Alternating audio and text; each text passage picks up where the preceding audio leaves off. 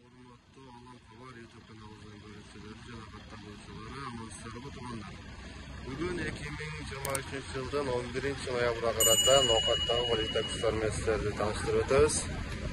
Бул биринчи банк, коммерциялык банк Кыргызстан. Доллардын баасы 89.30, жана евронун баасы 95, жана рубльдин баасы 0.960. Алда карай кеттик. Бул жактан Банк, доллардын баасы 89.32, евронун баасы 94.30, жана рубльдин баасы 0.960 туугандар. Мына ушундай туугандар. Кечинде рубльдин баасы 0.963 чыккан. Бүгүн кайра түшөттү.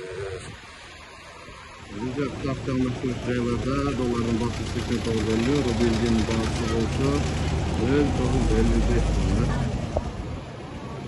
туугандар. Эгерде Москванын, Россиянын булуң бурчунда учам десеңиздер, бул жакта Нуржамал деген эжебиздин авиакассасы бар. Ошол эжебиз момент таштап коюп, ошол эжебиз менен байланышып, Россиянын булуң бурчуна арзан гана уссаңыздар болот. Алда карай кеттик. Бул жакта Азия банк.